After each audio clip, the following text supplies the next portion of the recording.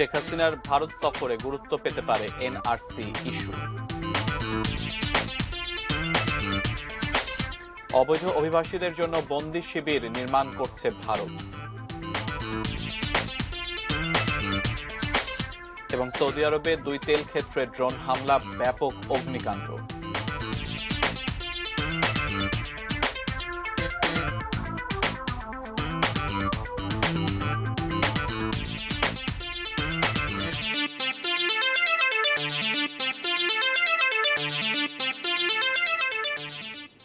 এটি নিউজ দেখছেন। দেশের বাইরের খবরাখবর নিয়ে আমাদের প্রতিদিনকার আয়োজন অ্যারাউন্ড দ্য ওয়ার্ল্ডে। আজকে আপনাদের সাথে আছি আমি সিয়াম রেজওয়ান।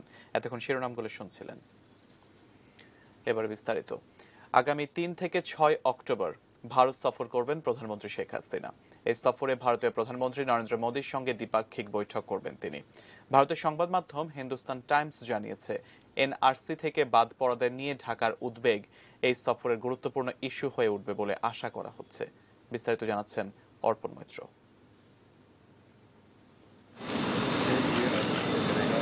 বর্তমান মেয়াদে প্রধানমন্ত্রী শেখ হাসিনা ও নরেন্দ্র মোদীর মধ্যে এবারই প্রথম বৈঠক অনুষ্ঠিত হতে যাচ্ছে।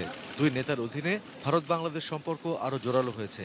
যৌথভাবে বেশ কিছু প্রকল্প উদ্বোধন করেছেন দুই নেতা। বিশেষ করে দুদেশের সংযোগ স্থাপনে নানা প্রকল্প চালু হয়েছে তাদের মেয়াদে। ভারতের শীর্ষস্থানীয় দৈনিক দ্য হিন্দুস্তান টাইমস জানিয়েছে, নরেন্দ্র মোদীর সঙ্গে আলোচনায় বাংলাদেশ আসামের নাগরিক তালিকা থেকে বাদ পড়া ব্যক্তিদের ফেরত পাঠানো নিয়ে তাদের উদ্বেগ তুলে ধরতে পারে। আসামের রাজনীতিবিদদের প্রকাশ্য মন্তব্যের কারণেই এই উদ্বেগ তৈরি হয়েছে বলে শীর্ষস্থানীয় দৈনিকটিতে উল্লেখ করা হয়। তবে গত আগস্টে নিজের প্রথম ঢাকা সফরে ভারতের পররাষ্ট্রমন্ত্রী এস জয়শঙ্কর বাংলাদেশের পররাষ্ট্রমন্ত্রীকে জানান, আসামের অবৈধ অভিবাসী চিহ্নিত করা ভারতের অভ্যন্তরীণ বিষয়। নাগরিক তালিকা ছাড়াও এই সফরে মিয়ানমারের লাখ লাখ রোহিঙ্গা শরণার্থী ফেরাতে ভারতের সমর্থন চাইবে বাংলাদেশ। এছাড়া ভারতের অর্থায়নে চলমান উন্নয়ন প্রকল্পগুলোর অগ্রগতি বাস্তবায়ন পর্যালোচনা এবং নদীর পানি বন্টন নিয়েও আলোচনা হবে। দিল্লি সফরে ভারতীয় প্রধানমন্ত্রী নরেন্দ্র মোদীর সঙ্গে বৈঠক ছাড়াও 4 অক্টোবর বিশ্ব অর্থনৈতিক ফোরামের ভারতীয় অর্থনৈতিক সম্মেলনে যোগ দেবেন প্রধানমন্ত্রী Sheikh Hasina. Arpan Maitra, desk report, ATN news. এদিকে অবৈধ অভিবাসীদের জন্য দুর্গম অঞ্চলে বন্দি শিবির নির্মাণ করছে ভারত। এজন্য দেশটির দক্ষিণ পূর্ব এলাকায় নদীর কোল ঘেঁষে 7টি ফুটবল মাঠের সমান ঘন জঙ্গল পরিষ্কার করা হচ্ছে। ভারতের ইতিহাসে এ ধরনের বন্দি শিবির নির্মাণের উদ্যোগ এটাই প্রথম। আসামের চা উৎপাদনকারী এলাকায় নির্মিতব্য এই বন্দি শিবিরে অন্তত 3000 বন্দীকে একসঙ্গে রাখা যাবে। ওয়াচ টাওয়ার ও উঁচু সীমানা প্রাচীর দিয়ে ঘেরা এ বন্দি শিবিরে থাকছে একটি স্কুল, একটি হাসপাতাল, বিনোদন কেন্দ্র ও নিরাপত্তা রক্ষীদের থাকার জায়গা। সেখানে 15টি 4তলা ভবন নির্মাণ করা হবে। এর মধ্যে পুরুষদের জন্য 13টি এবং মহিলাদের জন্য 2টি ভবন থাকবে। আসামে সম্প্রতি প্রকাশিত নাগরিক তালিকার বাইরে থাকা অধিবাসীরাই এর নির্মাণ শ্রমিক হিসেবে কাজ করছে। আসামে পার্শ্ববর্তী বাংলাদেশ থেকে আসা লাখ লাখ অবৈধ অভিবাসী বাস করছে বলে ভারত সরকার দাবি করছে। সৌদি আরবের রাষ্ট্রীয় তেল কোম্পানি আরামকোর মালিকানাধীন বড় 2টি তেল স্থাপনায় ড্রোন হামলা চালানো হয়েছে। এতে বিস্ফোরণ ও অগ্নিকাণ্ডের ঘটনা ঘটেছে। দেশটির স্থানীয় সময় ভোর 4টার দিকে বিশ্বের সবচেয়ে বড় তেল প্রক্রিয়াজাত কেন্দ্র আবকাইক এ প্রথম ড্রোন হামলা চালানো হয়। এর কিছু সময়ের মধ্যে পশ্চিমাঞ্চলে খুরাইস তেল ক্ষেত্রে অপর ড্রোন হামলাটি চালানো হয়। হামলার ঘটনায় তেল স্থাপনাগুলোতে প্রলয়ঙ্করী হারিকেন ডোরিয়ানের আঘাতে সামাল দিতে না দিতেই বাহামা দ্বীপপুঞ্জের দিকে এগিয়ে যাচ্ছে নতুন একটি ঝড়। ক্রান্তীয় নিম্নচাপের রূপ নিয়ে 2 দিনের মধ্যে বাহামায় আঘাত হানতে পারে বলে সতর্ক করেছে আবহাওয়া বিভাগ। এরই মধ্যে নিম্নচাপের প্রভাবে দ্বীপপুঞ্জে ভারী বৃষ্টি ও জোরালো বাতাস বয়ে যাচ্ছে। নতুন ঝড়ে বন্যার কারণে তাদের উদ্ধার ও ত্রাণ তৎপরতায় বিঘ্ন ঘটতে পারে বলে সতর্ক করেছেন কর্মকর্তারা।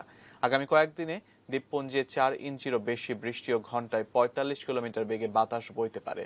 বাহামার জাতীয় জরুরি ব্যবস্থাপনা সংস্থার এক কর্মকর্তা সাংবাদিকদের বলেন, নতুন ঝড়ের কারণে নিখোঁজদের উদ্ধারে চলমান তল্লাশি অভিযান ব্যাহত হতে পারে। একই সঙ্গে সবচেয়ে ক্ষতিগ্রস্ত গ্র্যান্ড বাহামা ও গ্রেট অ্যাবাকো দ্বীপে জরুরি ত্রাণ সরবরাহ বিঘ্ন ঘটতে পারে।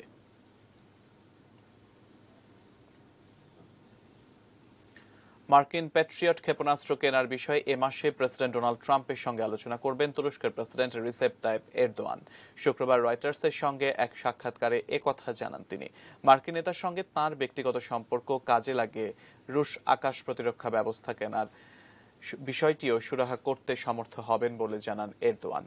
গত জুলাই মাসে আঙ্কারার রুশ S-400 কিনতে চাইলে তুরস্কের ওপর মার্কিন অবরোধের সম্ভাবনা তৈরি হয়। মার্কিন পররাষ্ট্র দপ্তর জানায়, আঙ্কারার কাছে প্যাট্রিয়ট ক্ষেপণাস্ত্র প্রতিরক্ষা ব্যবস্থা বিক্রির প্রস্তাবের মেয়াদ পার হয়ে গেছে। রয়টার্সকে এরদোয়ান বলেন, 2 সপ্তাহ আগে ডোনাল্ড ট্রাম্পের সঙ্গে টেলিফোনে কথা হয়েছে। আগামী সপ্তাহে জাতিসংঘের সাধারণ অধিবেশনের সময় তিনি ট্রাম্পের সঙ্গে সাক্ষাতে এ বিষয়ে আলোচনা শেষ করবেন। তিনি মনে করেন, তুরস্কের মতো মিত্রকে কোনোভাবে আহত করতে চাইবে না যুক্তরাষ্ট্র। এটা যৌক্তিক আচরণ নয়।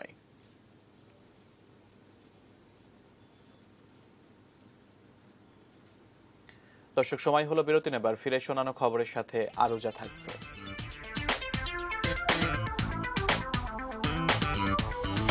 আমাজনের উন্নয়নে কাজ করতে রাজি যুক্তরাষ্ট্র ও ব্রাজিল।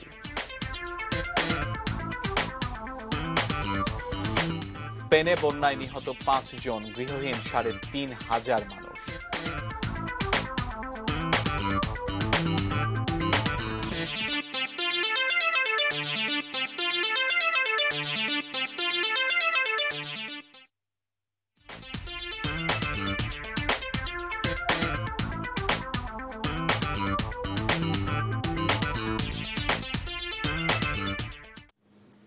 বিরতির পর আমন্ত্রণ অ্যারাউন্ড দ্য ওয়ার্ল্ডের বাকি আয়োজনে। আমাজনে বেসরকারি খাতের বিনিয়োগের অনুমোদনে সম্মত হয়েছে যুক্তরাষ্ট্র ও ব্রাজিল। শুক্রবার ওয়াশিংটনে ব্রাজিলের পররাষ্ট্রমন্ত্রী আর্নেস্তো আরাউজো ও মার্কিন পররাষ্ট্রমন্ত্রী মাইক পম্পেওর মধ্যে এক বৈঠকে এ ব্যাপারে উভয় পক্ষের মধ্যে ঐকমত্য হয়। বৈঠকে আমাজনের জীববৈচিত্র্য রক্ষায় $100 মিলিয়ন একটি তহবিল গঠনের অঙ্গীকার করেন তারা। এ বিনিয়োগের বেশিরভাগই আসবে বেসরকারি খাত থেকে। ব্রাজিলের পররাষ্ট্রমন্ত্রী বলেন, অর্থনৈতিক উন্নয়নের জন্য উন্মুক্ত করাই এই চিরহরিত বন রক্ষার একমাত্র উপায়। এ সময় আগুন নিয়ন্ত্রণে ব্রাজিলের সমালোচনাকারীদেরও জবাব দেন ব্রাজিলের পররাষ্ট্রমন্ত্রী। চলতি বছর আমাজনে 80,000-এর বেশি অগ্নিকাণ্ড ঘটে, যাতে করে বিশ্বের ফুসফুস খ্যাত এই বনের অনেকটা অংশ পুড়ে যায়। পরিবেশবাদীরা বলছেন, মানবসৃষ্ট কারণে আমাজনে বেশিরভাগ ক্ষেত্রে আগুন লেগেছে। স্পেনের দক্ষিণ পূর্বাঞ্চলে আকস্মিক বন্যায় কমপক্ষে 5 জনের প্রাণহানি ঘটেছে। বাড়িঘর ছেড়ে অন্যত্র চলে গেছে অন্তত 3,500 মানুষ। বিবিসি জানায়, প্রবল বৃষ্টিপাতের পর ভ্যালেন্সিয়া, মুর্সিয়া ও আন্দালুসিয়ার পূর্ব অংশে নদীগুলোর পানি উপচে পড়ার পর এ বন্যা দেখা দেয়। পানির তোরে ভেসে যাওয়া গাড়িতে অন্তত 3 জনের প্রাণহানি ঘটে। পানি ভর্তি টানেলে আটকা পড়ে মারা গেছেন একজন। এছাড়া ভ্যালেন্সিয়ার রেদোভান গ্রামে পাওয়া গেছে আরও একজনের মৃতদেহ। টানা বৃষ্টির কারণে মুর্সিয়া ও আলমেইরার 2টি বিমানবন্দর বন্ধ করে দেওয়ায় অনেক ভ্রমণকারী আটকা পড়েছেন।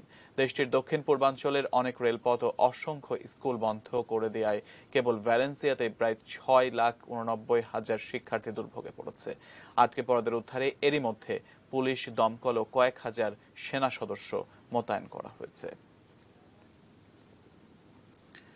জিম্বাবুয়ের সাবেক প্রেসিডেন্ট রবার্ট মুগাবের রাষ্ট্রীয় শেষকৃত্য অনুষ্ঠিত হবে আজ। এরই মধ্যে রাজধানী হারারেতে জড়ো হতে শুরু করেছেন আফ্রিকার নেতৃবৃন্দ।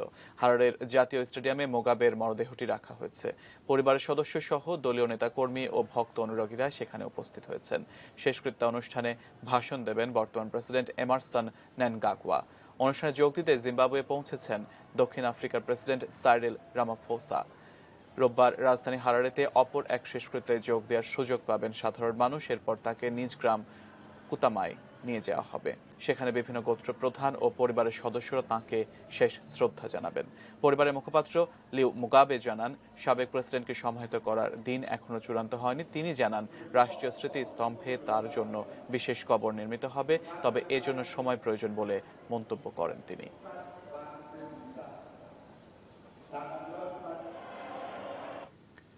দর্শক, অ্যারাউন্ড দ্য ওয়ার্ল্ডের এই আয়োজন শেষ করব একটি গান শুনিয়ে। আর এই গানটিতে জাতীয় সঙ্গীত হিসেবে গাইছে প্রায় 3 মাস ধরে চলা গণতন্ত্রপন্থী আন্দোলনকারীরা। দর্শক, চলুন শুনে আসি সেই গানটি।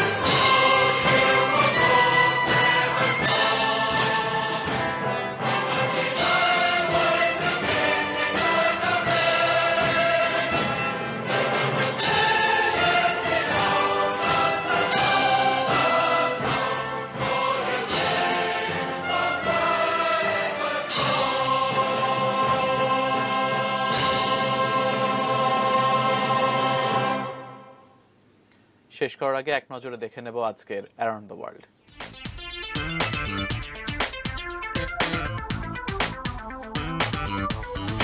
শেখ হাসিনার ভারত সফরে গুরুত্ব পেতে পারে এনআরসি ইস্যু। অবৈধ অভিবাসীদের জন্য বন্দি শিবির নির্মাণ করছে ভারত। সৌদি আরবে 2 তেল ক্ষেত্রে ড্রোন হামলা, ব্যাপক অগ্নিকাণ্ড। আমাজনের উন্নয়নে কাজ করতে রাজি যুক্তরাষ্ট্র ও ব্রাজিল। এবং স্পেনে বন্যায় নিহত 5 জন, গৃহহীন 3,500 মানুষ।